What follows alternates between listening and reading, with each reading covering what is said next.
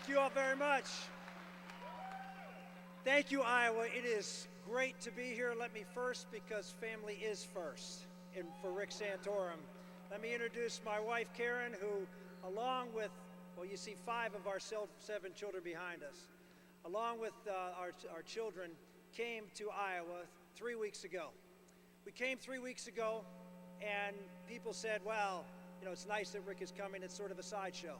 No one really thought we were going to do much. No one really thought we were going to have much of an impact on what was going to go happen in the next 3 weeks. But thanks to the great work of my wife, Karen, who I will introduce to you right now,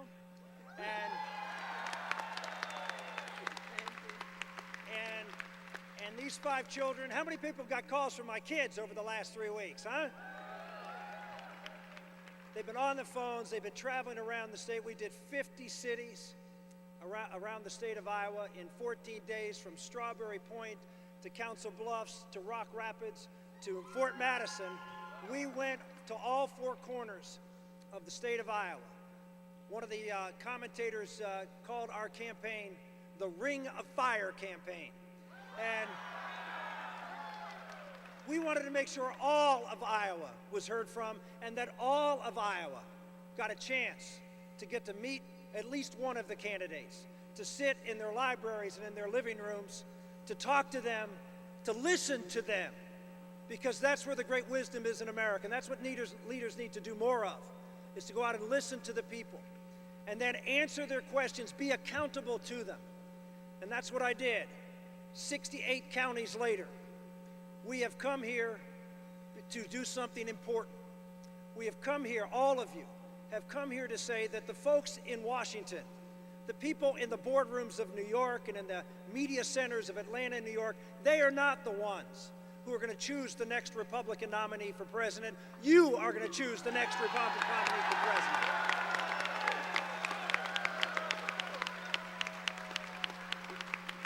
And what the people of Iowa have said to me is they want someone who they can trust is going to say what they're going to do and do what they're going to say.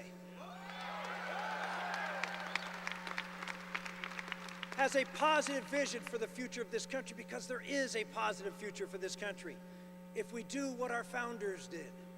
Believe in the American people.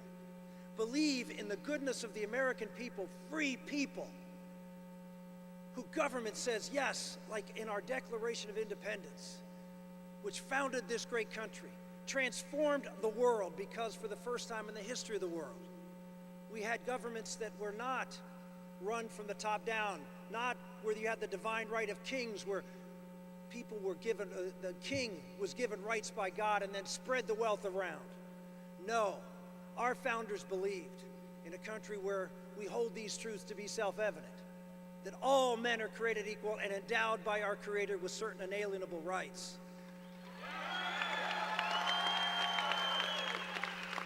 And it was that belief in free people that transformed the world. For the first time, we said we were going to have a government whose job under this Constitution was limited to protecting life, liberty, and the pursuit of happiness. You know, many people have said the social issues are not important in this campaign.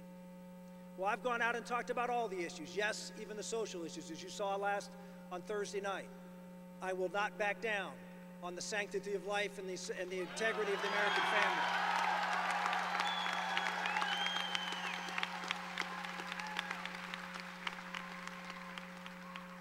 But what people of Iowa recognize is America is a moral enterprise.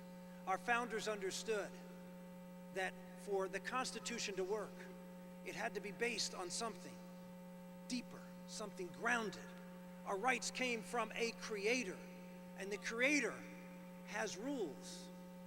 Nature and nature's God. That was another phrase in the Declaration of Independence. They understood that through reason and through faith, we could build a strong country from the ground up based on a moral society. John Adams said our Constitution was made for a moral and religious people. It is wholly inadequate for the governance of any other. That is the mission of America. And to suggest as a Republican Party that we can be a party about just tax cuts and spending cuts, and not about strong families and strong faith communities, You don't understand Iowa, and you don't understand America.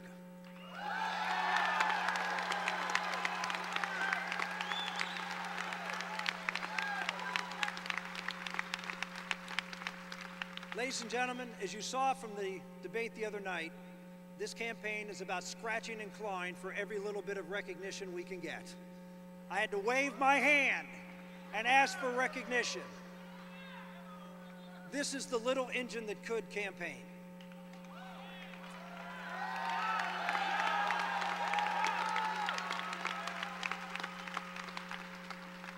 They told us we had no chance, just not to paying attention. And all they did, all the press does, is write about these shiny engines that keep coming by, or maybe we'll come by and help. Maybe we'll hitch up and start working hard. We didn't wait around. We started working hard. We started going out and have been to Iowa more than any other candidate, been to New Hampshire more than any other candidate, been to South Carolina more than any other candidate. Why? Because I want to be accountable to you.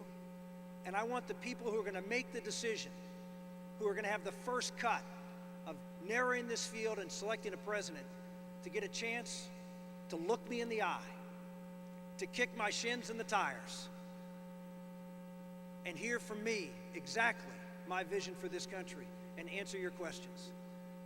Today is an opportunity, ladies and gentlemen, to strike a blow for the people of the heartland.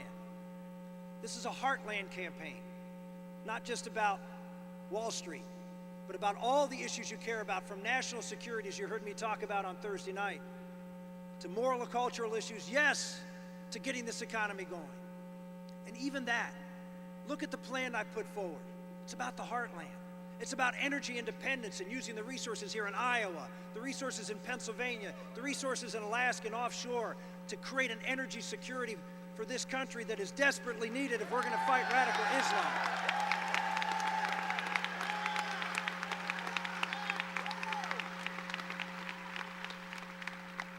I grew up in a little steel town outside of Pittsburgh, Pennsylvania. My grandfather, when he came to this country, came to a little town right outside of Somerset, Pennsylvania, where I announced for president. And he came to this country because he wanted to be free, and he believed in the goodness of America, and America that believed in him. America that believed in him and what he could do to provide for himself and his family and the God he served. And for 30 years, he clawed his way for my freedom in the deep mines of western Pennsylvania till he was 72 years old, mining coal in the deep mines. I'm here today standing on his shoulders because I believe right now this country is in jeopardy of losing its freedom. It's in jeopardy because of one man and one bill, Obamacare.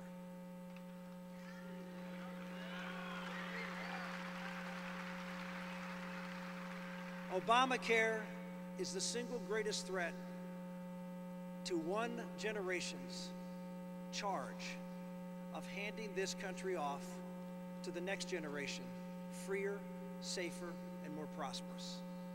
Margaret Thatcher, when she left the prime ministership of England, said she was never able to accomplish what Ronald Reagan accomplished, never able to turn the tides of socialism, and that's what we're talking about here. Never able to turn it back in Britain like Reagan was. What Reagan did in getting Americans to believe in themselves, not some government official to take care of them. But what Thatcher said, she was never able to turn it around, and she's pegged it right on the British national healthcare system.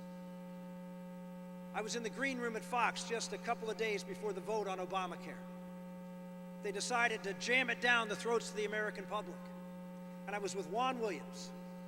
And I said to Juan, what are you doing? You guys are committing political suicide by forcing this down the throats of the American public when they don't want it. And he said, well, let me tell you what the Obama administration told me.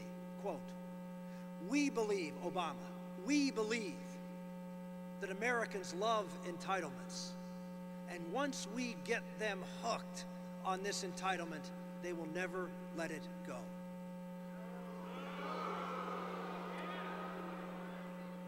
Just imagine just a couple of weeks ago what Barack Obama did when his back was against the wall and he was being pushed by House and Senate Republicans for a debt ceiling increase with cutting spending. What was his first move? Well, just like in basketball, it's to the left.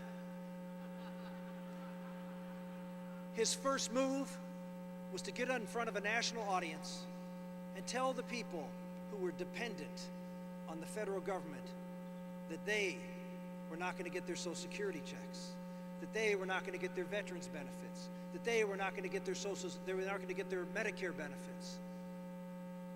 They have the hook, and at the time they need to, they pulled the string. Now with Obamacare, everyone is a mannequin. Everyone is a puppet, having attached to Washington, D.C., and being able to be pulled in the way that Washington wants you to be pulled. Not on my watch.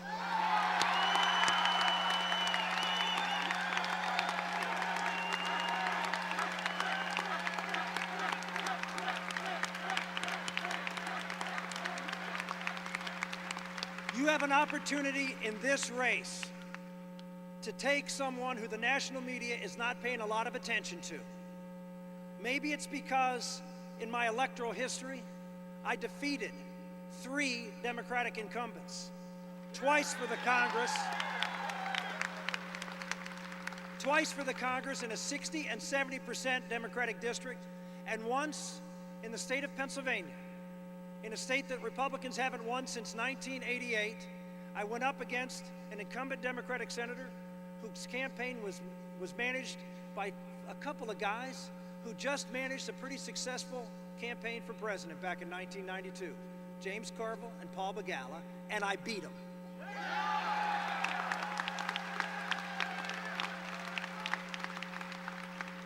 In fact, one of my proudest political accomplishments in James Carville's book, he lists his 5 most hated Republicans, and I am number 3 on that list. And maybe it's because when I got to Congress, I did what I said. I was part of the Gang of 7 along with Jim Nussle, who cleaned out the House bank and sent 3 members of Congress to jail. Maybe it was because I fought for welfare reform, and as the only one on this stage today or on that stage the other night who actually authored a bill, managed it on the floor of the United States Senate, got bipartisan support in the Senate, got a Democratic president to sign it, that ended a federal entitlement called welfare reform, and it transformed society.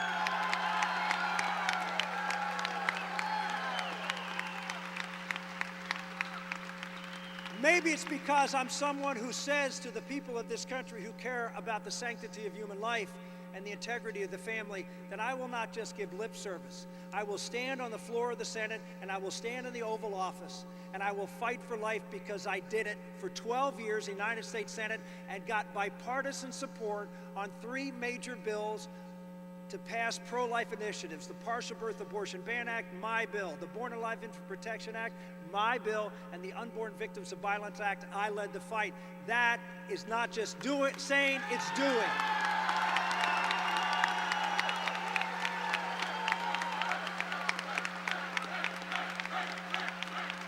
You have an opportunity here today to send a message. That Iowa doesn't want what New York and Washington and the rest of the elite media want, that Iowa wants a conservative that can win and can govern this country consistent with our founders' vision and our Constitution. Thank you, and God bless you. Watch me fly, watch me run, and if I fall flat on my face, watch me get up. Watch me fight, watch me believe.